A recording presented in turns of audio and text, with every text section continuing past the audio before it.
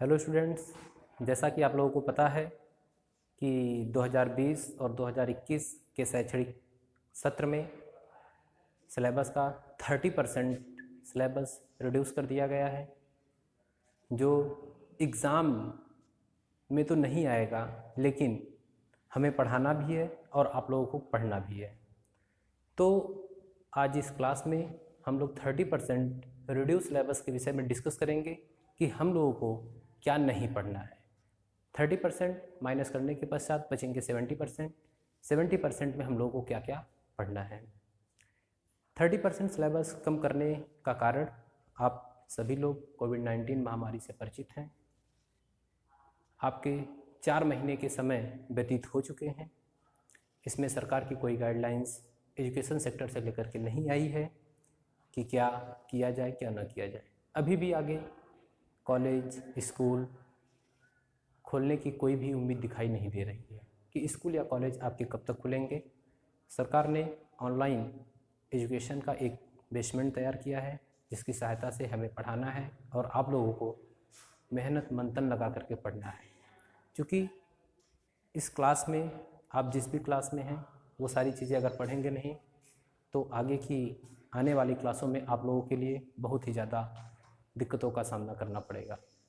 तो हम आपको बताते हैं कि 2020 और 2021 के शैक्षणिक सत्र में क्या क्या सिलेबस पूरे सिलेबस से रिड्यूस किया गया है। 2020-2021 के शैक्षणिक सत्र में से क्या क्या रिड्यूस किया गया है। जैसा कि आप लोगों को जानकारी है कि कक्षा 12 के भौतिक विज्ञान का जो पेपर होता है वो 100 नंबर का होता है, जिसमें से 70 नंबर आपके लिखित पेपर होते हैं और 30 नंबर की प्रयोगात्मक परीक्षा होती है। तो 2020-2021 के शैक्षणिक सत्र में दोनों यानी कि 70 नंबर के लिखित पेपर और 30 नंबर के प्रयोगात्मक परीक्षा दोनों में कटौती की गई है। तो मैं बारी बारी से आपको बताता हूँ कि क्या क्या चीज़ें काटी गई हैं या रिड्यूस की गई हैं।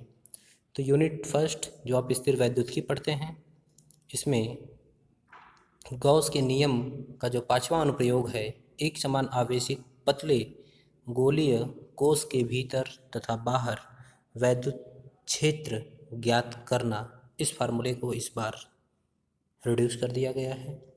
इकाई 2 से धारा वैद्युत में कार्बन प्रतिरोधक के लिए वर्ड कोड जो हम लोग पढ़ते थे, प्रतिरोधकों का श्रेणी क्रम तथा पार्श्व क्रम संयोजन जो पढ़ते हैं, इसे रिड्यूस कर दिया गया है। इकाई 3 विद्युत धारा के चुंबकीय प्रभाव तथा चुंबकत्व में, इसमें मैक्सिमम टॉपिक को बाहर किया गया है। जैसे मैं आपको बताता हूँ, चुंबकीय ध्रुव के कारण इसके अक्ष के अनुदेश तथा अक्ष के अभिलंबवत चुंबकीय क्षेत्र की तीव्रता, एक समान चुंबकीय क्षेत्र में चुंबकीय ध्रुव पर बल आघूर्ण, चुंबकीय अवयव, अनुचुंबकीय, प्रतिचुंबकीय तथा लौह चुंबकीय पदार्थ उदाहरण सहित विद्युत चुंबक तथा इनकी तीव्रताओं को प्रभावित करने वाले कारक और अस्थायी चुंबक, इतनी टॉपिकों को रिड्यूस कर दिया गया है। इकाई 4 वैद्युत चुंबकीय प्रेरण तथा प्रत्यावर्ती धारा में शक्ति गुणांक एक छोटी टॉपिक है और एक वाटहीन धारा, ये 2 छोटे टॉपिक को बाहर किया गया है। इकाई 5 वैद्युत चुंबकीय तरंगों में ओनली 1 टॉपिक, विस्थापन धारा की आवश्यकता, ये खंड क से इतनी सारी चीज़ों को रिड्यूस कर दिया गया है। आते हैं खंड ख में, जो पहली यूनिट है आपकी इकाई 1 प्रकाशिकी, इसमें दर्पण आपको नहीं पढ़ना है, दर्पण सूत्र नहीं पढ़ना है, प्रकाश का परावर्तन, प्रकाश का प्रकीर्णन, इसके कुछ अनुप्रयोग जैसे आकाश का नीला दिखाई देना, सूर्योदय एवं सूर्यास्त के समय आकाश में सूर्य का रक्ताभ दृष्टिगोचर होना, सूक्ष्मदर्शी तथा दूरदर्शी की विभेदन क्षमता, ध्रुवण, समतल ध्रुवित प्रकाश, ब्रूस्टर का नियम, समतल ध्रुवित प्रकाश तथा पोलराइड का उपयोग, ये इकाई 1 से इतनी टॉपिकें हैं जो आपको नहीं पढ़ना है। इकाई 2 द्रव्य तथा विकिरणों की द्वैत प्रकृति, डेविसन तथा जर्मर का प्रयोग। ये प्रायोगिक विवरण इसमें नहीं दिया जाता था, सिर्फ निष्कर्ष की व्याख्या की जाती थी, सो इसे भी इस बार हम लोगों को नहीं पढ़ना है। इकाई 3, परमाणु तथा नाभिक में रेडियो एक्टिविटी, अल्फा, बीटा तथा गामा कण या किरणें और इनके गुण। रेडियो एक्टिव 6, इनके क्या नियम होते हैं, बंधन ऊर्जा, प्रतिन्यूक्लियॉन तथा द्रव्यमान संख्या के साथ साथ इसमें परिवर्तन। इकाई 4, इलेक्ट्रॉनिक युक्तियों में हम लोग को जेनर डायोड नहीं पढ़ना है, वोल्टता नियंत्रक के रूप में जेनर डायोड नहीं पढ़ने। तो ये 30% सिलेबस है जो इस बार कक्षा 12 में पढ़ रहे विद्यार्थियों को नहीं पढ़ना है। अब मैं प्रैक्टिकल की बात करता हूँ जो हटाए गए हैं। खंड क की मैं बात करूँ तो चल सूक्ष्मदर्शी द्वारा कांच के गुटके का अपवर्तनांक ज्ञात करना, समतल दर्पण तथा उत्तल लेंस द्वारा किसी द्रव का अपवर्तनांक ज्ञात करना, अवतल दर्पण के प्रयोग में u के भिन्न भिन्न मानों के लिए v का भिन्न भिन्न मान ज्ञात करके अवतल दर्पण की फोकस ज्ञात करना, अमीटर तथा वोल्टमीटर के द्वारा उनके नियम का सत्यापन करना तथा तार के पदार्थ का विशिष्ट प्रतिरोध ज्ञात करना।